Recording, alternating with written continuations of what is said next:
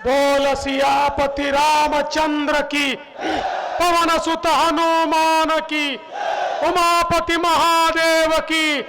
बोलो जी भाई सब संतन की, सनातन हिंदू धर्म की, गौ माता की, भारत माता की, भारत माता की, भारत माता की। दम है।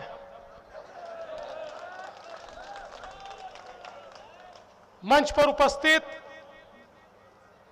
जिन्होंने हमारी रग रग में जोश भर दिया, ऐसे भारत सरकार के मंत्री आदरणीय गजेंद्र सिंह शेखावत जी,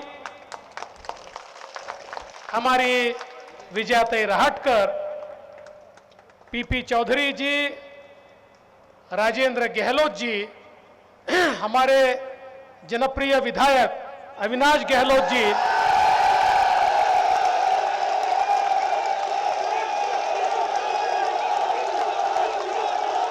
पुष्प जैन जी, जगवीर छाबड़ा जी, टीएस ठाकुर जी,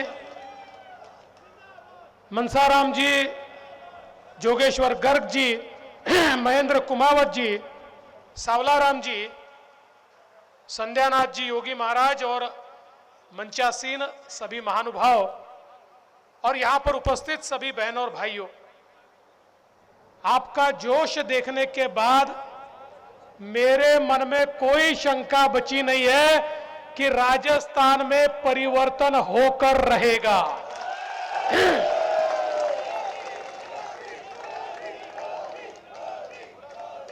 जहां तक मेरी नजर जाती है, मुझे लोग ही लोग दिख रहे हैं और सबके चेहरे पर एक ही बात नजर आती है, हम मोदी जी के साथ हैं और राजस्थान में परिवर्तन करके रहेंगे। दोस्तों, मोदी जी ने पिछले 9 वर्षों में देश को बदला है। देश की तकदीर भी बदली है, देश की तस्वीर भी बदली है। आज एक ऐसा भारत हमको देखने को मिलता है जो बलशाली भारत है, जो बलवान भारत है, जो किसी के सामने झुकता नहीं है। इस प्रकार का एक भारत हम आज देख सकते हैं। और मोदी जी ने पिछले 9 वर्षों में गरीब कल्याण का एजेंडा चलाकर इस देश के अंदर गरीबी कम करने का काम किया। कांग्रेस वाले नारा लगाते थे, गरीबी हटाओ, गरीबी हटाओ। उनके नेताओं की गरीबी हटी पर आम आदमी की गरीबी नहीं हटी। लेकिन मोदी जी ने इस देश के अंदर ये करके दिखाया और करोड़ों लोगों की गरीबी कम हुई और वो लोग गरीबी रेखा के ऊपर आए। ये मैं नहीं कहता, यूनाइटेड नेशंस ने, संयुक्त राष्ट्र संघ ने कहा इस शताब्दी का सबसे बड़ा चमत्कार अगर कोई होगा तो जिस प्रकार से भारत में गरीबी में कमी आई है और लोग गरीबी रेखा के ऊपर आए हैं, ये इस शताब्दी का सबसे बड़ा चमत्कार है। इस प्रकार से यूनाइटेड नेशन कहता है, जो यूनाइटेड नेशन इससे पहले भारत पर तंज कसता था, आज वो भारत की तारीफ के कसीदे पढ़ रहा है। और ये क्यों हो पाया? ये एक ही कारण से हो पाया, इस देश में आपने एक ऐसे फकीर को चुना जिसका घर नहीं, दार नहीं, संसार नहीं, जिसको केवल देश ही अपना संसार है। एक ऐसा व्यक्ति जो अपने जीवन का क्षण और क्षण और अपने रक्त का कण और कण देश के लिए देता है, जो 24 घंटे देश की सेवा करता है, जिसके लिए ये देश उसका परिवार है। ऐसे मोदी जी को आपने चुन कर दिया तो उन्होंने देश की परिस्थिति को बदल कर दिखाया। दोस्तों, एक जमाने में भारत के प्रधानमंत्री राजीव गांधी हुआ करते थे। राजीव जी कहते थे, मैं दिल्ली से 1 रुपया भेजता हूं तो अंतिम आदमी तक 15 पैसे पहुंचते हैं, 85 पैसे भ्रष्टाचार में व्यवस्था खा जाती है। यह कांग्रेस की भ्रष्टाचारी व्यवस्था थी। मोदी जी प्रधानमंत्री बने तो मोदी जी ने कहा न खाऊंगा न खाने दूंगा। और मोदी जी ने एक ऐसी व्यवस्था तैयार की। अब देखिए, मोदी जी दिल्ली में बैठकर एक क्लिक दबाते हैं और पूरा अंतिम आदमी के, किसान के खाते में पैसा पहुंचता है, महिलाओं के खातों में पैसा पहुंचता है, मजदूरों के खातों में पैसा पहुंचता है। 1 रुपया अगर दिल्ली से चलता है तो पूरा 1 रुपया आपके खाते में जाता है। अब कोई एक नया पैसा आपका ले नहीं सकता। अब गरीबों के पैसों में न कोई दलाल है न कोई बिचौलिया है। अब गरीब का पैसा कोई लूट नहीं सकता। ऐसी व्यवस्था इस देश के अंदर मोदी जी ने तैयार की। और दोस्तों, इसके कारण देश में जिस प्रकार से मोदी जी ने भ्रष्टाचार पर प्रहार किया, देश की अर्थव्यवस्था बढ़ी हुई। मोदी जी आए तो दुनिया में 11वें नंबर पर हम थे और अब दुनिया की 5वीं सबसे बड़ी अर्थव्यवस्था ये हमारे भारत की बनी है।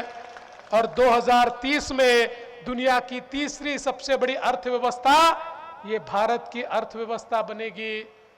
दोस्तों, कुछ लोग पूछते हैं अर्थव्यवस्था बड़ी हो गई, हमको फायदा क्या है? वो जानते नहीं है। अरे अर्थव्यवस्था जब बड़ी होती है तो अवसर तैयार होते हैं। अर्थव्यवस्था जब बड़ी होती है तो रोजगार निर्माण होता है। अर्थव्यवस्था जब तैयार होती है तो हमारी सड़कें बनती है, हमारे यहाँ रेलवे बनती है, हमारे यहाँ पुलिया बनते हैं, हमारे यहाँ घर बनते हैं, घर में पीने का पानी आता है, हमारे यहाँ शौचालय बनते हैं। ये सारी चीजें इसलिए होती है कि लोगों के पास भी पैसा जाता है और सरकार की तिजोरी में भी पैसा आता है। और मोदी जी उस पैसे को गरीबों के लिए अपनी तिजोरी खोलकर उनके कल्याण का काम करते हैं।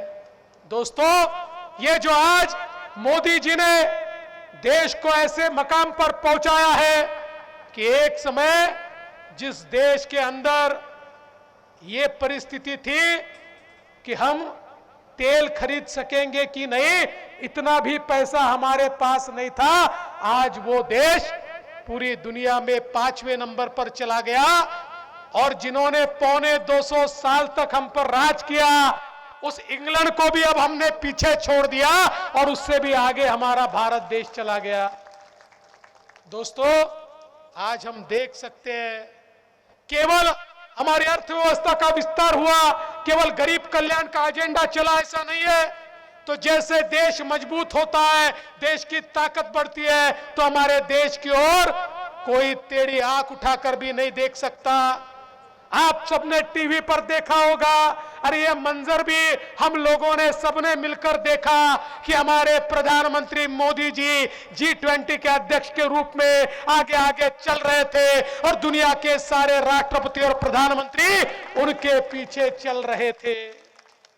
आज दुनिया को नेतृत्व देने का काम मोदी जी कर रहे हैं।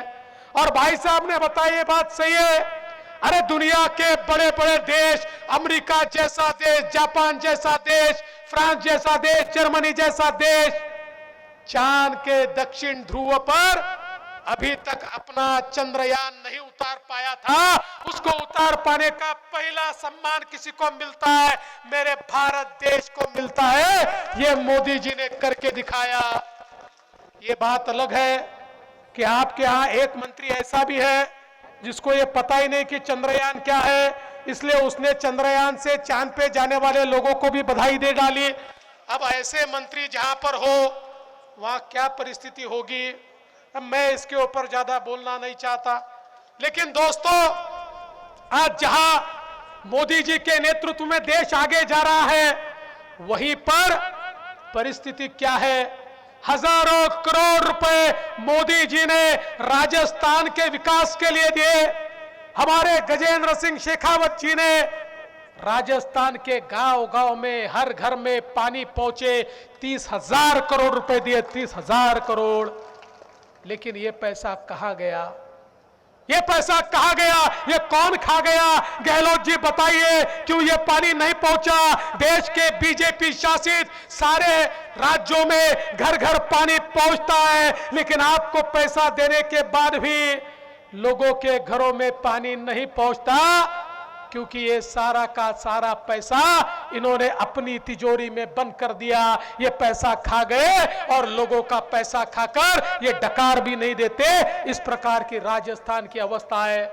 इसलिए दोस्तों, आज हम ये देख सकते हैं कि जहां पर डबल इंजन की सरकारें हैं, जहां पर बीजेपी की सरकारें हैं, देश में मोदी जी का इंजन और प्रदेश के मुख्यमंत्री का इंजन, ये दो इंजन जब साथ में जुड़ जाते हैं तो हमारे विकास की ट्रेन ऐसी तेजी से भागती है कि उसको कोई रोक नहीं सकता। लेकिन आज मोदी जी राजस्थान की ट्रेन को ऊपर ले जाना चाहते हैं तो गहलोत जी का इंजन उसको नीचे की ओर खींचता है। राजस्थान को कुछ नहीं मिल पाता।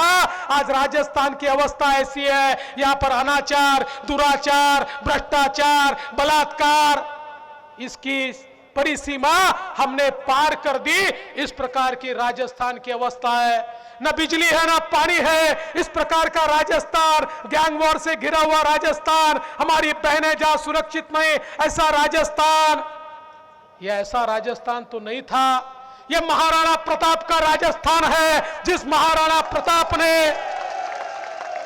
मुगलों के साथ एक ऐसी लड़ाई की जिस लड़ाई ने पूरे देश के अंदर एक जोश भरा।